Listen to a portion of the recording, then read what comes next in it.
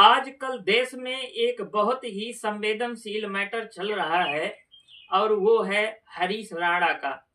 हरीश राणा पिछले 13 साल से कोमा में पड़े हुए हैं, जिसकी वजह से वो तो ना बोल पाते हैं और ना तो सुन पाते हैं और ना किसी तरह की चीज को महसूस कर पाते हैं। यहाँ तक कि चारपाई में लेटे लेटे उनके शरीर में गहरे गहरे घाव हो गए हैं। इन घावों की वजह से उनको असहनीय पीड़ा सहनी पड़ रही है। इसी पीड़ा को देख करके हरीश राणा के माता पिता, जिनका नाम है अशोक राणा और माता का नाम है उनकी निर्मला राणा, इन्होंने हाई कोर्ट में याचिका दायर कर दी कि मेरे बेटे को इच्छा मृत्यु दिया जाए। लेकिन हाई कोर्ट ने इस अपील को खारिज कर दिया था। उन्होंने कहा कि किसी भी व्यक्ति को इच्छा मृत्यु नहीं दी जा सकती है। लेकिन इस मैटर को उठा करके हरीश राणा के माता पिता अशोक राणा और निर्मला राणा ने सुप्रीम कोर्ट में दाखिल कर दिया।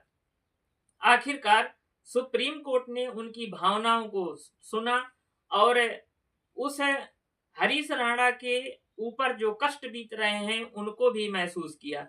हरीश राणा के माता पिता ने यह भी बताया कि मेरी जितनी भी प्रॉपर्टी थी वो सारी की सारी प्रॉपर्टी बिक गई है और मेरा 3 मंजिला मकान भी बिक गया है और मेरे पास में अब एक भी पैसा नहीं है जिससे मैं अपने बेटे का इलाज करवा सकूं और मेरे अंदर इतना ताकत नहीं बचा है, इतनी क्षमता नहीं बची है कि मैं अपने बेटे की तकलीफ को देख सकूं। इसीलिए मैं चाहता हूं कि मेरे बेटे को इच्छा मृत्यु दिया जाए। सुप्रीम कोर्ट ने उसके पिता की और माता की दोनों की बातों को सुना और भावनात्मक रूप से उस चीज को समझा कि आखिरकार बेटे की तकलीफ को माता पिता कैसे सहन कर सकते हैं। इस चीज को देखते हुए सुप्रीम कोर्ट ने उनकी इच्छा मृत्यु वाली याचिका स्वीकार कर ली और उसको इच्छा मृत्यु का आदेश भी दे दिया। हालांकि इच्छा मृत्यु देने का आदेश कतई जो है तो भावनात्मक रूप से सही नहीं है, लेकिन सुप्रीम कोर्ट के जज भी क्या करें, वो भी किसी के कष्ट को देख नहीं सकते हैं। वो ये भी नहीं देख सकते हैं, वो भी ये भी जानते हैं कि अगर हमारा बेटा किसी कष्ट में हो तो हम किस स्थिति से गुजर सकते हैं। यही चीज सुप्रीम कोर्ट के जजों ने महसूस किया और अशोक राणा के माता पिता को हरीश राणा की इच्छा मृत्यु वाली याचिका स्वीकार कर दी और आदेश दे दिया कि हरीश राणा को इच्छा मृत्यु दे दी जाए। आखिरकार सभी के मन में ये गूंज रहा है कि हरीश राणा के साथ में क्या हुआ था जो इतने 13 साल से लगातार कोमा में पड़ा हुआ है। तो आज मैं बता रहा हूं आपको कि हरीश राणा के साथ में क्या हुआ है। तो सभी को जय श्री कृष्णा, राधे राधे।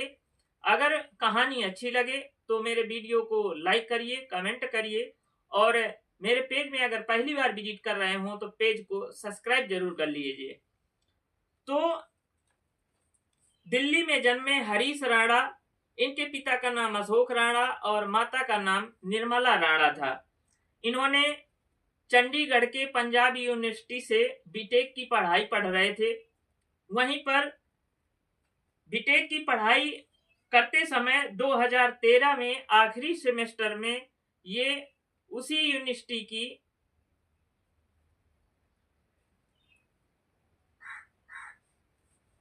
तीसरी मंजिल से गिर गए थे।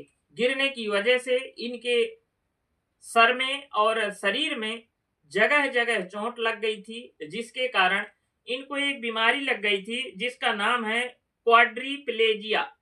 इस क्वाड्रीप्लेजिया का मतलब होता है कि व्यक्ति ना तो सुन सकता है और ना ही बोल सकता है और ना ही किसी भी चीज की महसूस कर सकता है और कुछ खा भी पी भी नहीं सकता। इसीलिए हरीश राणा को फीडिंग ट्यूब के माध्यम से खाना खिलाया जाता था और पेशाब करने के लिए इनके पेनिस में एक बैग भी लगाया गया था, जिससे इनकी पेशाब उसी बैग में इकट्ठा होती रहती थी और बाद में उसको साफ कर दिया जाता था। पिता ने बताया कि मेरा बेटा बहुत योग्य था और हमारे पास में पूरी तरह से किसी भी प्रकार की कमी नहीं थी और हमारे पास में काफ़ी ज़मीन थी और हमारे पास में अच्छा खासा मकान भी था।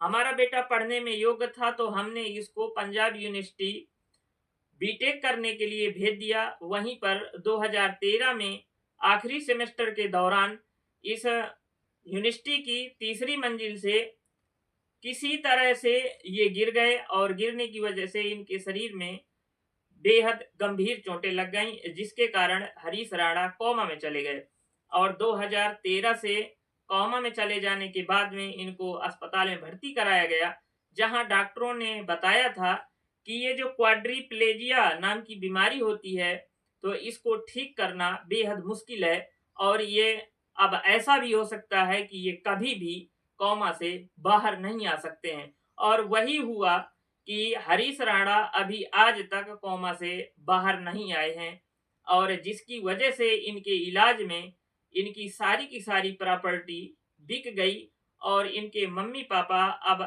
इलाज करवाने में असहाय हो गए, जिसके चलते इन्होंने सुप्रीम कोर्ट में याचिका दायर करके हरीश राणा की इच्छा मृत्यु का वरदान मांगा था और सुप्रीम कोर्ट ने इसको स्वीकार भी कर लिया और कह दिया कि दिल्ली एम्स में शिफ्ट कर दो और इसके सारे धीरे धीरे करके इंस्ट्रूमेंट हटा लिए जाएं और यही हो भी रहा है।